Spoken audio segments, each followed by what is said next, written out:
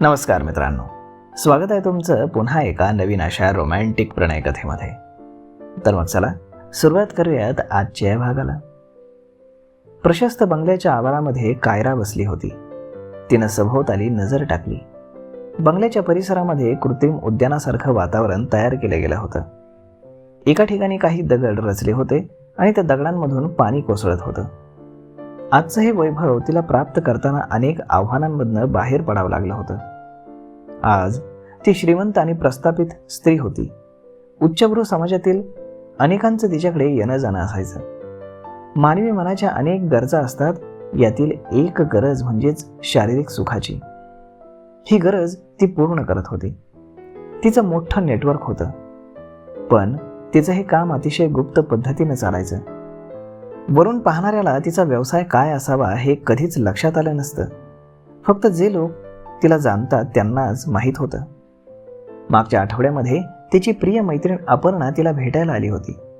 तिच्या मनामध्ये कोंडलेल्या आठवणींचा एक भाग तिनं अपर्णासमोर मोकळा केला होता. अपर्णाला सगळं सांगितल्यापासून तिला खूप मोकळं वाटत होतं. आणखी तिला बरंच काही मोकळं करायचं होतं. त्यासाठी अपर्णानं आपल्याकडे यावं याची ती वाट पाहत होती. कायरानं फोन उचलला आणि अपर्णाला फोन लावला. पलीकडून अपर्णाचा आवाज आला.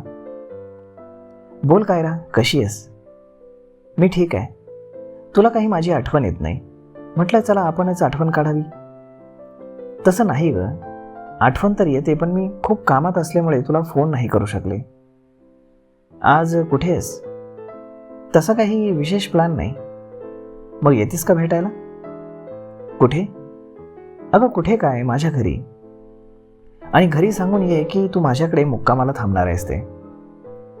पाहते ग. अगं पाहू नकोस, मला पक्क सांग. खरं पाहिलं तर त्या दिवशी आपली चर्चा झाली, त्यामुळे मला फार मोकळं वाटतंय. इतके दिवस माझा सगळा इतिहास मी माझ्या मनामध्ये दाबून ठेवला होता, तो तुझ्यापुढे मला मोकळा करायला मिळाला. म्हणजे थोडक्यात तू आज पार्ट 2 सांगणार आहेस तर? हो, पण पार्ट 2 नाही, हा तोच पार्ट आहे. त्या दिवशी आपल्याला खूप जास्त बोलता आलं नाही. अगं मी तुझ्याचबद्दल विचार करत होते. तू किती भयानक आयुष्य जगली आहेस ते मला काल तुझ्या बोलण्यामुळे कळालं. माझी उत्सुकता वाढली आहे. नेमकं पुढे तुझ्या आयुष्यामध्ये काय घडलंय? सुनील सरांसोबत तुझं कुठपर्यंत चाललं? त्यांचं पुढे काय झालं? देशपांडे सरांचं काय झालं? असे अनेक प्रश्न माझ्या मनामध्ये आहेत. त्यासाठी तरी मला नक्कीच तुला भेटायला लागेल. हो, ये ना, खूप इंटरेस्टिंग आहे माझी गोष्ट. मग आज तू माझ्यासाठी वेळ काढून ठेव, आलेच मी. You are welcome. असं म्हणून कायरानं फोन ठेवला आणि ती विचारांमध्ये गढून गेली. आज इकडे नवनीत घरी उशिरा येणार होता. अपर्णानं फोन करून त्याला सांगितलं की आज मी मैत्रिणीकडे जाणार आहे आणि आजचा मुक्काम तिकडेच राहील. नवनीतला हे आवडलं नव्हतं, परंतु तो नकार देऊ शकत नव्हता. ठीक आहे, तो एवढंच म्हणाला. मात्र त्याच्या मनामध्ये विचार चालले होते. कायरा कोण आहे? ती काय करते? अपर्णा आणि त्याची एवढी दाट मैत्री कशी? असे अनेक प्रश्न त्याला पडले होते. परंतु सरळ विचारलं असतं तर ते तिला आवडलं नसतं. मग त्यानं तिला मोठ्या शिताफीनं हे प्रश्न विचारण्याचं ठरवलं. पण त्याला त्या दोघींच्या मैत्रीबद्दल शंका यायला लागली होती. संध्याकाळी अपर्णा नटून थटून तयार झाली. तिनं जीन्स पॅन्ट घातली होती आणि लाल रंगाचा टॉप तिला खुलून दिसत होता. ती कायराच्या घरी पोहोचताच कायरानं तिला मिठीमध्ये घेतलं आणि मोठ्या प्रेमानं तिचं स्वागत केलं. त्या दोघी 2 आठवड्यांनंतर भेटत होत्या. मी तुझीच वाट पाहत होते. मलाही तुला भेटायची तीव्र इच्छा होती. तू मला तुझी अर्धीच कथा सांगितलीस. पुढे काय झालंय हे जाणून घ्यायची माझी इच्छा वाढली आहे. यावर कायरा हसली. अगं माझी कथा ही सरळ साधी नाही, ती सतत धक्के देत राहते. एकदम फिल्मी आहे. हो ना, मी आतापर्यंत अंदाज लावू शकले नव्हते. परंतु आता पुढे काय होईल? सुनील आणि तुझं प्रेमामध्ये संबंध जुळले हे मला वाटलं की तुझ्या आयुष्यामध्ये सुखाचे दिवस सुरू झालेत, बरोबर ना? कायरा फिकट हसली.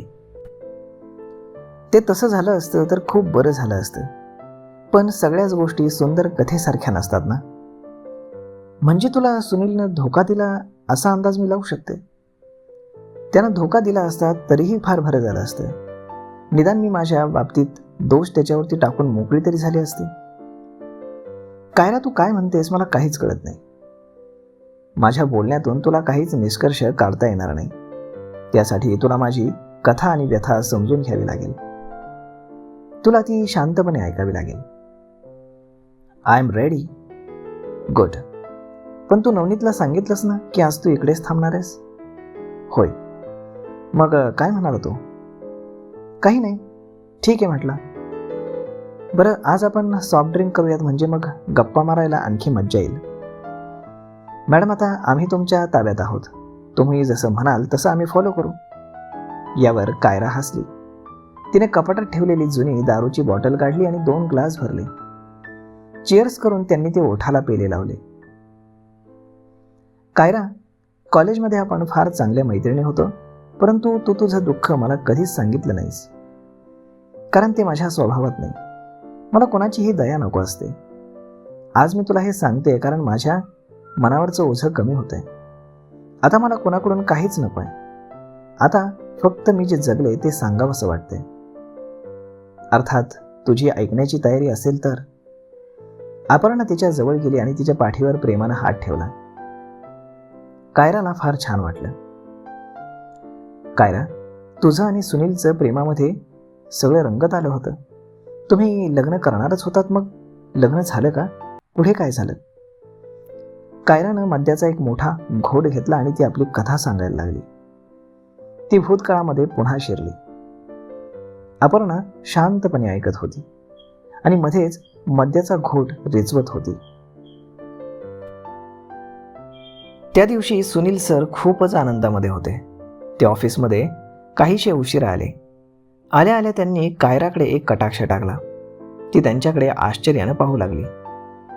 कायरा, ते तिच्या जवळ आले. आपल्यासाठी गुड न्यूज आहे. काय? ती त्यांच्याकडे आश्चर्यानं पाहत म्हणाली. ते हसले. अगं, मला चांगला जॉब मिळालाय. काय? ती आश्चर्यानं जवळजवळ ओरडलीच. होय, चांगला जॉब आहे, भरपूर पगार आहे आणि आता आपण लग्न करायला काहीच हरकत नाही. ते हलकेच तिच्या कानामध्ये कुजबुजले तशी ती लाजली. त्यांचा लांबून संवाद ऐकणारे सहकारी आता त्यांच्या जवळ आले. काय कुजबूज चालली आहे? सीमानं विचारलं. थांबा, सगळ्यांना सांगतो. सखाराम, सगळ्यांना बोलावून घे. सखारामनं मोठ्या आवाजामध्ये दौंडी दिल्यासारखा तो बोलला. सगळ्यांनी इकडे या, सुनील सरांना काहीतरी महत्त्वाचं सांगायचंय. मग आपापली कामं सोडून सगळेजण तिथे जमा झाले. बोला सर आता, सखाराम म्हणाला. थांबा, देशपांडे सर येऊ द्या, कोणीतरी म्हणाले. अरे, देशपांडे सरांना त्यांच्या केबिनमध्ये जाऊन सांगतीलच. हो, सांगा सांगा. ऐका, आज तुम्हा सर्वांना माझ्या वतीनं लंच आहे. न राहून सखारामनं टाळ्या वाजवल्या. पण आम्ही टिफिन घेऊन आलो, त्याचं काय? ते तुम्ही घरी घेऊन जा. पण सर, हे तुम्ही काल सांगितलं असतं तर बरं झालं असतं. अरे, मलाही आज सकाळीच कळालंय. पण आनंदाची बातमी काय आहे हे कळलंच नाही आणि कोणी विचारलं देखील नाही. सारे आपले लंचचाच विचार करतायत. ह्यावरती मग सगळे हसले. बरं ऐका, मी काही दिवसांपूर्वी एका मोठ्या कंपनीमध्ये नोकरीसाठी अर्ज केला होता. मुलाखत झाली होती. आज त्याचा निकाल कळालाय आणि माझी निवड झाली आहे. सगळ्यांनी टाळ्या वाजवल्या. थँक्यू. पण मी तुम्हाला थँक्यू यासाठी म्हणतोय की तुम्ही मला आतापर्यंत फार चांगले सहकार्य केलं. तुमच्यामुळे मी या कंपनीमध्ये चांगले काम करू शकलो. या त्यांच्या वाक्यावरती उपस्थित काहीसे भावनिक झाले. म्हणजे सर, तुम्ही ही कंपनी सोडणार? यावरती सुनील थांबला. अर्थात दुसरीकडे जॉईन व्हायचं तर ही कंपनी सोडावी लागेलच ना. सर, आम्हाला वाईट वाटतंय. तुम्ही सोडून चाललाय, पण एका गोष्टीचा आनंद आहे. तुम्हाला तिकडे मोठी पोस्ट मिळाली आहे. सखाराम बोलला आणि ते साऱ्यांनाच पटलं. पण सर, तुम्ही एकटेच जाणार की? सीमानं विचारलेल्या प्रश्नाचा रोख सगळ्यांना कळाला तसा हास्याचा फवारा उडाला. बाजूला उभी असलेली कायरा काहीशी संकोचली. परिस्थिती जास्त गंभीर होऊ नये यासाठी सुनीलने मस्करीच्या सुरात म्हटलं, मला काही तुमचं ऑफिस बंद करायचं नाही. आज सगळेजण मग खुशीत होते. सगळे आपापल्या जागेवरती जाऊन आपापलं काम करू लागले. फक्त कायरा काहीशी उदास आणि चिंतेमध्ये वाटत होती. सुनीलचं लक्ष कायराकडे गेलं आणि तो तिच्या जवळ गेला. हळूच तो तिच्या कानापाशी येऊन म्हणाला, अगं मी ऑफिस सोडतोय, तुला नाही सोडत आहे. यावरती ती उदासपणे हसली. पण आता तू सतत माझ्या डोळ्यासमोर नाही ना राहणार. तो हसला आणि म्हणाला, फक्त दिवसभर. रात्री आपण सोबतच राहणार की? लग्न झाल्यावर? हो. आता आपल्याला अडचण वाटावी असं काहीच राहिलं नाही. तिचा चेहरा काहीसा खुलला. कधीपासून तू नवीन जॉईन ऑफिस करणार आहेस? अजून आठवडाभर आहे मी इथे. काही फॉर्मॅलिटीज आहेत त्या पूर्ण कराव्या लागतील. माझ्या जबाबदाऱ्या दुसऱ्याला हँडओव्हर कराव्या लागतील. ठीक आहे, म्हणजे आठवडाभर आहेस तर. बरं, आज तुला घरी यायची घाई नाही ना?